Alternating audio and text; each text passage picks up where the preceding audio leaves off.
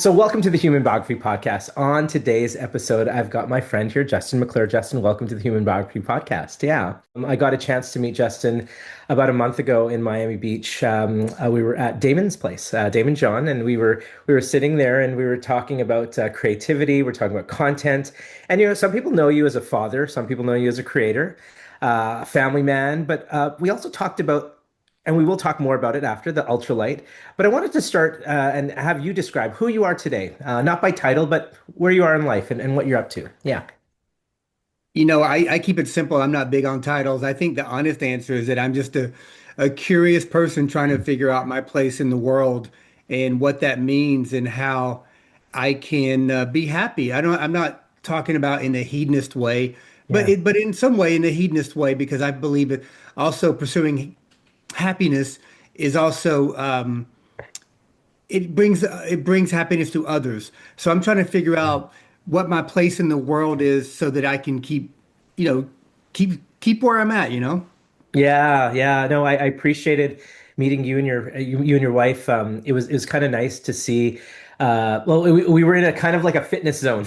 We were at Damon's place. There's all this fitness around us, Yeah. I think there's something about longevity in life to keep going. You've spent a lot of time. You and your family spend a lot of time creating content at home, on the road, sort of unpredictable real life moments. Yep. And then, there was a moment for you that you thought there could be something more when it comes to creation. And so I wanted to talk to you about something that never existed and now exists, which is the ultralight. And we'll get into more about that. But can you tell me sort of the premise of how this came to you and how this started? Yeah. Well, let's go back a little bit farther than that. Yeah. I'm 13 years sober, and that Beautiful. matters. That matters in this story because without sobriety, there wouldn't be a changed man. Without a changed man who also went to therapy, I wouldn't have brought down some of the things that held me back from building relationships. Yeah. And I was able to meet my wife. And so without sobriety, therapy, and the openness of all that, I wouldn't have started a family. So I think it all started, over 13 years ago when I said I wanted to change as a person because I didn't like who I was. So my Mm, first step in that journey was becoming sober, and then yeah. it was going to therapy, and then it was people, places, things. So this is what I talk about when I tell people they want to change their life. You got to change the people you're hanging out with, the things Yeah. you're doing, the places you're going. I changed my people, places, things. I lived in New York. I moved. I deleted my all the contacts in my phone. I said I got to start over, and Yeah. that was a journey of really finding myself. And after about 2 years, I met Ami. We got married within a year. We had a family. Now, fast forward. I was trying to document memories of my daughters who were very little at the time, twins, and we started doing YouTube. And the next thing you know, people thought our family was, adorable and funny. And we had a video that went very, very viral. It put us on the Today Show and Good Morning America. And the next thing you know, overnight, we had 100,000 subscribers in 2017 saying, Wow. "Hey, I want to see more of this family." My wife and I had day jobs. I was working on Wall Street. My wife was a controller, CFO, essentially. And so I started at night learning how to edit, tell stories, and to even go farther back, many years ago, 20 years ago, I was a stand-up comedian. Wow. So when I got sober, I was really getting sober from a nightlife of telling jokes, of drinking alcohol every night, of womanizing. But I still had the creativity. I still knew how to write jokes. I knew how to tell stories. I knew how to be creative because that's what I've always been.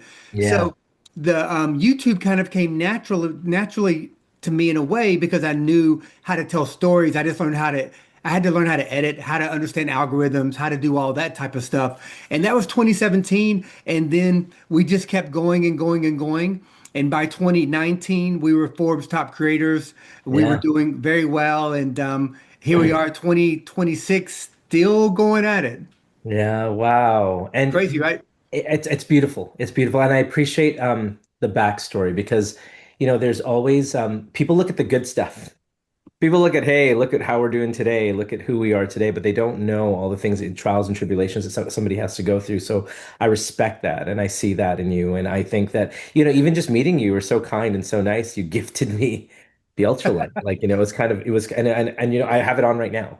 It's what's Oh, actually that's lighting me awesome. up right Okay. now. I want to I make love sure it. that I use it on the daily. And it's also, this idea that, people think that, oh, like they know what is out there and what is used. I never saw this thing before, and now I use it every day. Now it's Can in you your tell me? life, right? Yeah. Yeah, and I, first of all, I appreciate the thought and the consideration of it. When you knew that I was doing video and we make video content, at first I was like, I've got lights. I was thinking to myself, I've got lights. I got lots of different lights, but this was really simple and easy. Just put it in my bag and I can just go anywhere with it, which is really convenient. And I want to talk to you about the creation idea of it, and then the marketing ideal of it. And can you tell me a bit about this light? Yeah. Yeah, so I have one here. You mentioned that you have one there. Yeah, So right in front of me. in, Yeah. in 2021, me being a filmmaker, Yeah.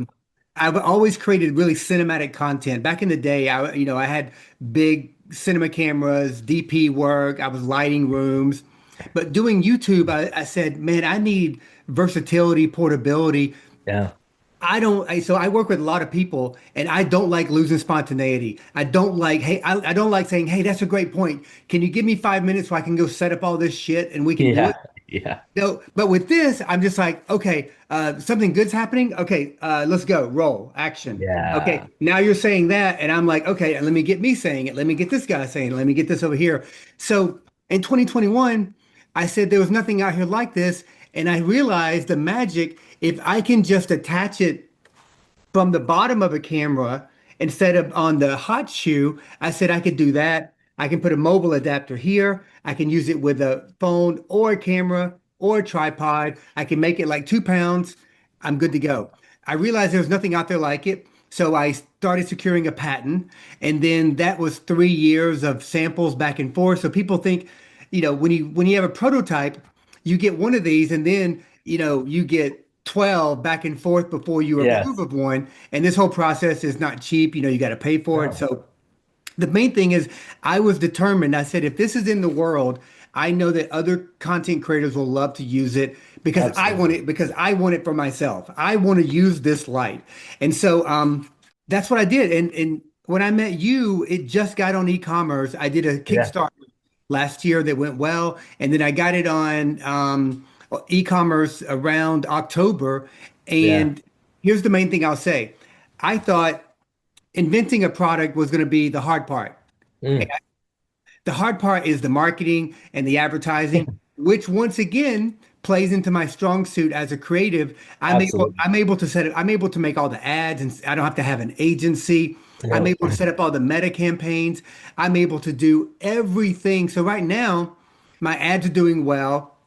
I'm able to create more. I'm able to do all the marketing and then advertising, and while at the same time, doing some of the Shopify stuff. So it's very, very, very difficult to invent something. It's even harder to make it work because there's so much saturation in the world, and it's hard to get people's attention.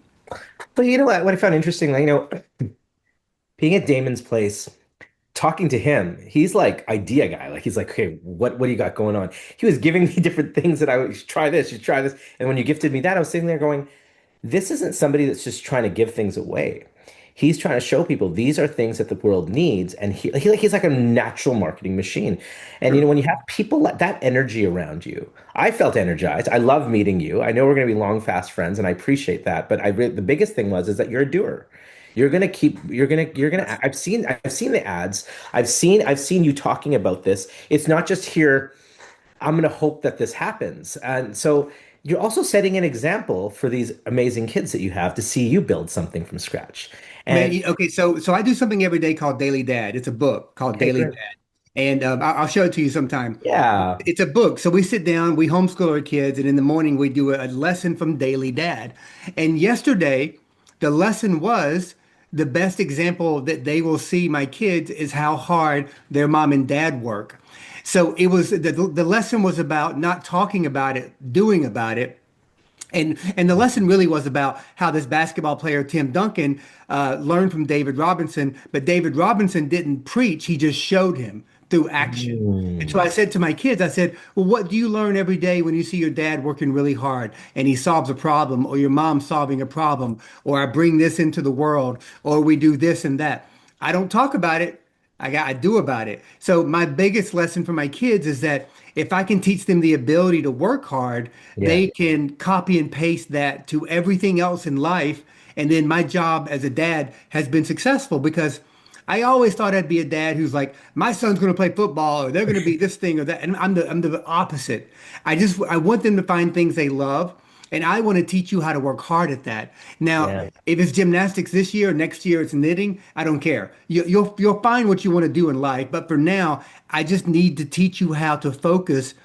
Case in point, my kids do jujitsu, and that's a hard thing to do. Yeah. And when they first started, it was intimidating. You got to fight people. Now they're doing tournaments and they're confident. And my son, who's very bashful, has got friends. It's essentially changed his life because of his ability not to quit and to work hard at it, because they also see mom and dad working hard at things. Yeah. Yeah. There's something about leading by example, share, but you guys, you work as a family unit as well. It's also very interesting to like, there's like my wife and I have a family business, and sometimes, we have tough times of discussions. I'm like, oh, I can't work with you today or something. But this is something that you have created. And how do you create the balance? How do you create the balance between your work, this ultralighter, and making sure that the family is still doing their stuff as well? Do you have balance, and how does You that know work? that it's really difficult lately, and I even struggle with it because I'm working so much. Yeah. I told my wife yesterday, I said, I told my wife, let me know if you think I'm not carving out enough time for you or the kids, because every day I try to like, okay, we do daily dad. I teach my kids science in homeschool, and we try to do an activity. But outside of that, like I am just like in my computer because I have to be. I'm the one making the landing pages, making the ads, sourcing all this content, doing all the creative, I mean, I'm doing everything. And not only that, I'm also building my wife's skincare line, Gleam Wow. Beauty, which I've been sourcing for the past year. So now if you go on gleambeautyinc.com, you'll see a nice site that I built. And Beautiful. I'm telling you, on Saturday, on Saturday, I told my wife, I said, I don't know if one person could have done more than what I did today.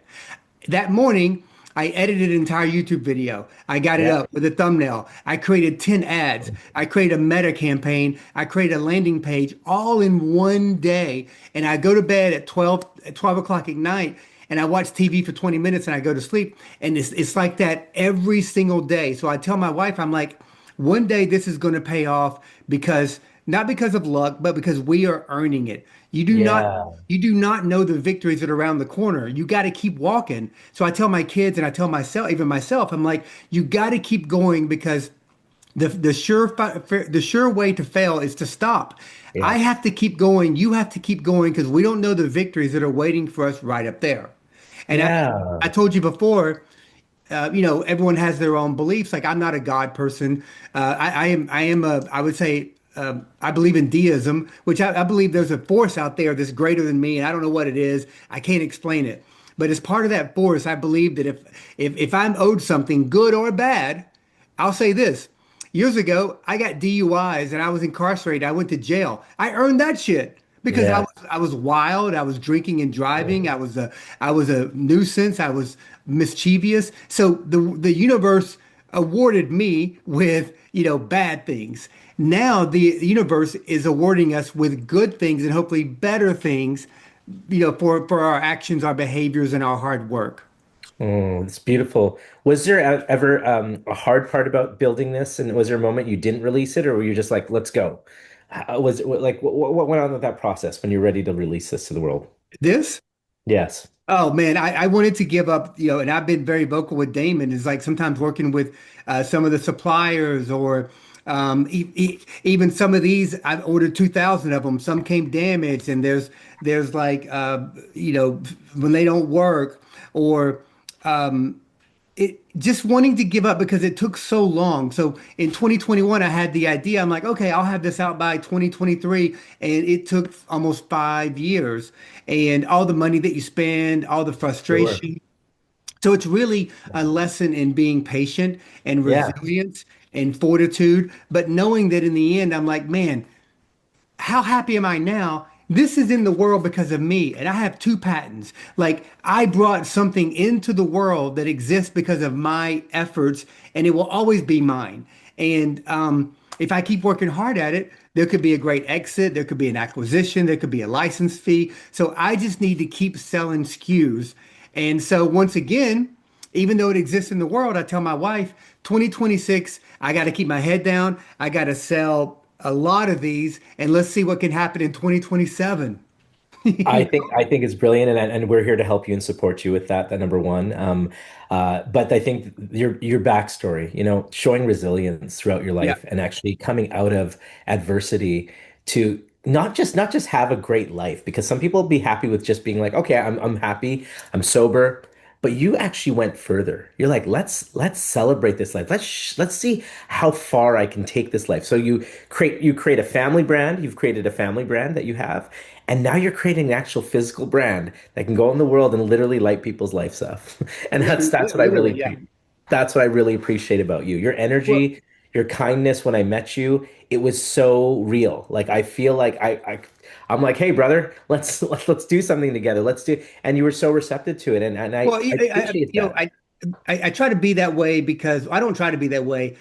I like being that way because I feel for me, I get one shot at life. At one point, I'm going to be buried in the ground, and man, I'm just trying to make the most of it. I'm naturally curious, so when I meet people like yourself, Yeah. and right away, you told me that you do like this end of life Yeah. videography, and that Legacy content. and I love. And I told you I love that content. I said I even told you that one of my ideas or passions was to like have an end of life service for people that would make them feel special and amazing Yes. when they knew they were going to leave this world. And you said, I do that. And so Yeah. naturally, I was just like, that made me interested in you as a person because I said, anybody who has that impetus to want to do that must have a Yeah. lot of empathy for others because you wouldn't want to do that Well, otherwise. I'll tell you this, and it's interesting that we're getting to that part of the conversation here. Is I remember the first time, it was many years ago, that somebody came to me and said, "Hey, I know that you document people and their families, but are you able to document someone at the end of their life?" And this is about 10 years ago now. And I remember sitting there saying, finding it a little bit strange, being like, oh, I'm sure I don't do that. Like in my brain, I thought that. And then somebody said, could you do that? And I sat there and I had to really look at myself and say, could I do that? And I thought to myself, was there a fear or was there a hesitation? Yes, there was a fear and hesitation because I didn't want to insult somebody or make someone feel awkward at the end of their time, especially if that was the case, right? And so I went and I had to experiment. I had to say, can I do Wait, this? can I interrupt? The person who said this, was this the person who was like maybe had terminal cancer or something, or was it like It a was it, family it, member? it was terminal cancer. It was Yeah.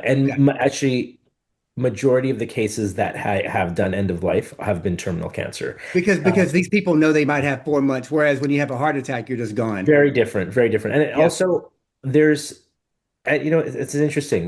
There's something to be said about someone who has come to that part of their life where they're like, yeah, I'm ready to have this conversation. It's So it was the actual person who came to you. it was a relative of the person that Got it. didn't Okay, want to. so continue. Yeah. I'm interested in the Well, story. for me, so what had happened is that they came to me and they knew that their parent had a certain amount of time to live. And this is a very common story. It's always somebody's kid, with exception to about two stories, which are two of my friends that I interviewed before they passed away. But it's somebody's child, nephew, niece that have come to me and said, "Hey," because they themselves, some people who are at that point in their life, usually older or whatnot, they don't even know that somebody would come to interview them about their life at the end of their life. This is not something that's not a regular service.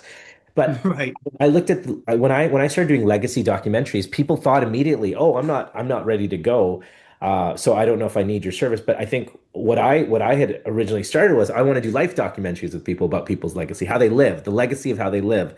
But then people started equating that to the legacy of when you go, and I think people being prepared to speak to me on camera, knowing that this might be their last time that they share such stories, they're braver than me. And I had to just give them credit for that. And I thought if they're willing to do it, then I sure as heck am willing to do it as well. And I have been able to hold space, energy, love, and kindness when they're at that place. So much so that I mentioned that, about 2 years ago, I had a friend who had terminal cancer that decided he wanted to stop the chemo and start just kind of live and go through it and see what he had to go through because it was a lot on his body. And I remember visiting him for about an hour and just only interviewing him for about 15 minutes because he was very tired. But that 15 minutes, I just saw his strength. He knew that I was coming over to do that for him, and I probably wouldn't see him again. And he passed away a few months later. But that And so probably empowered him for that little I bit of time, right? yeah, and he expressed himself so beautifully. He had a whiteboard in his apartment, and he said, "Hey, did you see the COL?" And I didn't know what that meant at that moment. And it was his celebration of life. He was planning it out himself. Hmm. And I was like, this person is more brave than anyone I've ever seen. That is the ultimate. I can't even. Yeah, that level of bravery is And crazy. and so I just saw people that my dharma in life is not to be a story listener, but it's also to be the person to give space for someone just to like share whatever they want. And I think that's what I've learned in my work is that, I'm not there to do I'm not there to ask all the questions. I'm there to listen to a lot of the answers that somebody wants to give me about their life. Hmm. I recently lost a friend about a month ago. Actually, just a week before I saw you. The week before, the week that I saw you, I had one of my friends had passed away the Saturday before. He had come to me about a year and a half ago, telling me that he was sick, and he knew he was going to go, but he didn't know when. And he wanted to just leave his daughter a message about how much she meant to him, and other people as well, but mostly it was for his daughter. And almost didn't believe him because he looked so healthy. I was like, you're fine. You're going to be fine. And then when he passed away, I remember his family reaching out to me because they had seen the video. Somehow he had shared it with some of his family, and this is raw footage of me interviewing him. And I remember editing the final piece for him, and I realized that, oh, I get it. I'm somebody who thinks like this. I'm somebody who thinks about people when they're gone because I have so much footage of so many different people that I've documented throughout my life, like so many, hundreds, that Hmm. there is something that I can pull that is beautiful from all of those interviews. Hmm. I think that's my role is not just to be a story listener, but also to be the person who actually gives life to someone when they don't have it. Yeah, Well, I think it's a special skill to be able to do that. Like a lot of it involves listening and empathy. But you have to be a special absolutely. type of person to do that. Yeah, and I appreciate that. And I think, it's interesting. Some people won't watch a video if it doesn't have good sound. Some people won't watch a video if it doesn't have good lighting, right? And so we want to honor people to be at their best. That's my Yeah. job, right? To Yeah. be at their best. Like, what? That's why people hire human biography to make content. Like, getting the honor to speak with Damon. He wouldn't just let anyone into his home, right? And No, yet yeah, he definitely would not. and so it was quite an honor for me to be there to do a one-on-one with him. It was a highlight of my career, one of those. I've had a lot of beautiful moments. So having that, you have to have all the right equipment, but you also have to be the right person. And so I sometimes have imposter syndrome, like, why am I getting this opportunity, right? But there's no mistakes in life, especially at that level. Damon doesn't make any mistakes. He's got to be like he's got to keep going, and that's what I respect about him. But he was really nice to me and my team, saying, "Wow, you guys are ready to go." I'm like, "Yeah, we're ready to go. Whatever you need." And then we get to meet someone like you, and there's no mistakes in life. There's reasons that you and I are connected. It's not just to share a story, but to also hold space as creators ourselves. And what is creator? The word Yep. creation is something bigger than just, a YouTube video, right? Well, that's I tell people they ask me how I got in Damon's life, and I just say, listen, I don't like talking about myself in that way, but let me just tell you that you don't get into Damon's life by being a piece of shit. Put it that Yes. way. So Yeah. whatever that says about me, I think Damon. I never ask anything for him.